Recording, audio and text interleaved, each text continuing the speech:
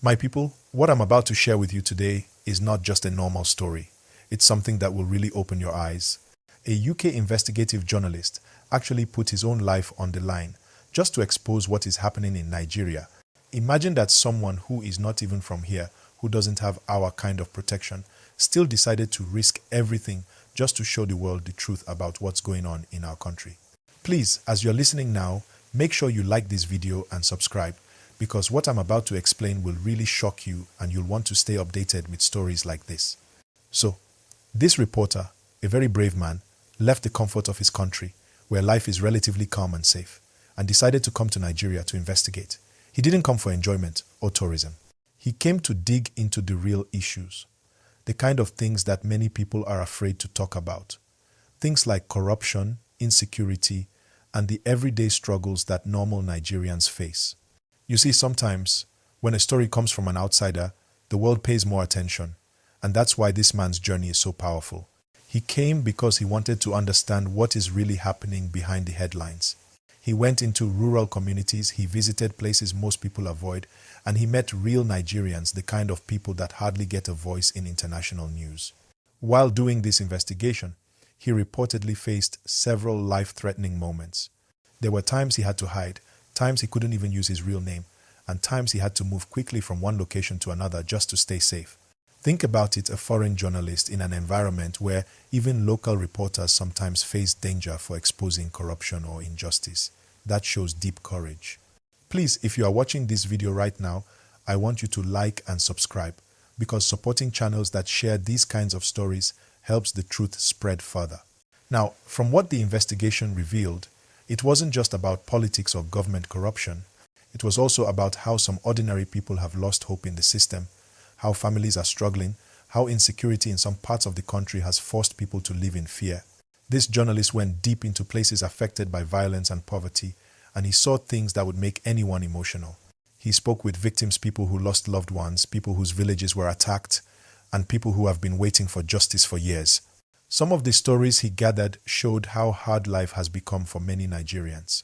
He documented scenes of communities without good roads, no electricity, no schools, and yet people still try to survive every day with courage and hope. When his investigation started coming out, it caught international attention. Media outlets in the UK, in Europe, and even in America began talking about Nigeria again, not because of entertainment or sports, but because of serious social and human rights issues. Many Nigerians abroad started reacting too. They said things like, "We have been saying this for years, now someone from outside is finally confirming it." It made people talk about how we must protect our own journalists too. Because if a foreigner can risk his life to expose the truth, then what about those Nigerian journalists who live here every day? Make sure you like this video and subscribe, because what I'm about to tell you next will really make you think. One of the shocking parts of his report was how he described the danger faced by reporters who try to tell the truth. He mentioned how some journalists have been arrested or intimidated simply for doing their job. Imagine that people who are just trying to tell the public what's happening are sometimes treated like criminals, and yet they keep going. He also talked about the resilience of Nigerians, how even in the midst of hardship, people still smile, still work hard, still find a way to celebrate life. That balance of pain and hope was what touched him the most. He said he had never seen people so determined to survive, no matter how tough things get. This kind of reporting helps the world see the real Nigeria, not just the bad stories, but the strength and courage of the people. But it also raises an important question. Why does someone have to risk their life just to tell the truth? Why should it be dangerous to show reality? These are questions that everyone should think about. Because for Nigeria to move forward, we need freedom of information, we need protection for journalists, and we need citizens to stand for truth and transparency. Now, during his time in Nigeria, this journalist faced several close calls. In one instance, according to reports, he narrowly escaped a violent confrontation. There were also areas he could not enter because security agencies warned it was too dangerous. But even with those warnings, he still found ways to collect facts, speak to locals, and gather evidence. He worked with Nigerian journalists too, some brave men and women who guided him through dangerous territories, who helped him translate, and who shared their own experiences. He said that without their help, he wouldn't have survived or completed the story. Please, if you're still with me now, make sure you like this video and subscribe. because these are the kinds of stories that deserve more attention. After the investigation was published, the reaction was massive. Many Nigerians said they felt proud that someone finally brought attention to their struggles. Some government officials denied certain parts of the report, saying it painted a bad picture of the country. But others admitted that it highlighted real problems that need to be solved. The discussion even went international. Human rights organizations and press freedom groups praised the journalist for his bravery and called for better protection for reporters who work in risky places. They said journalism should not be a death sentence. It should be respected as a service to society.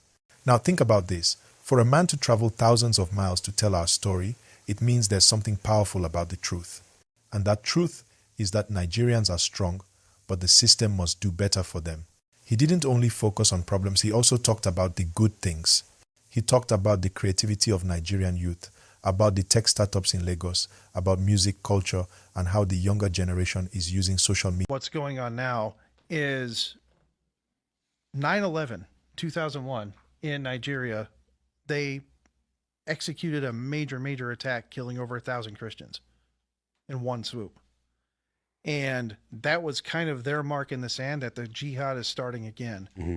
And ever since then, so we say over the last 20 years, they have been actively moving and systematically been restarted the jihad and conquering territory. During the British, there was peace. There's really peace amongst all the tribes, and because they kind of kept order. But go to 9/11, 2001, 1,000 Christians get killed, and then systematically moving. So that was right after 9/11, but was it like on the same day? Same day. Oh, really? So they did it in conjunction. Exact same day in conjunction. Okay. And that's another thing no one talks about. Major attack happened. 1,000 Christians died in Nigeria. Got no attention whatsoever, no notice. Mm-hmm. But ever since then, they have elevated and continue their jihad and continue to get more political power. And now we're to the point where the last 3 presidents of Nigeria have been Muslims, and the vice presidents have also been Muslims. Muslim tickets. And is Nigeria a Muslim majority country now? No, it was, but no, it's still Christian majority. Okay. You could ask people, they say, oh, it's 50-50. That's just a general thing. But right. If you ask Christians, they'll say they're actually more Christians than Muslims. So it's actually majority, but the last 3 election cycles have been Muslim tickets. And that has allowed, I say, political cover for these terrorists to run around the country unimpeded with AK-47s and all sorts of other military-style weapons going around and doing killing, while Nigeria's a country that banned guns. Oh, okay. Yeah, to have a gun in Nigeria, you have to register it, and typically it's for hunting. You can't, if you use it on a human, even if you're defending your house, someone's coming in, you shoot them, you could go to jail. Mm-hmm. So I mean, there are states in the United States where that's the case. You know, if you're in New Jersey or Massachusetts or Illinois or any other, there's probably 7 or 8 different states where that's the case. But for some reason, terrorists, a band of motorcycles with AK-47s and RPGs just blow by the police and the military throughout Nigeria, and they let them go right on by. Why is that? So it's typical of leftist governments, to be honest with you. But go ahead. There's a lot of reasons as to why, and we can go into the corruption talk later about how a lot of Nigerian government officials are on the take. They're being paid off, and some of them are even profiting off of the activities of the terrorists through their kidnapping, the extortion, the stealing of lands, and the jizya they're making the farmers pay in the communities. But it's corrupt from the top down, but many of these, there are politicians that are on the take and profiting off of this. Media to speak out and create change.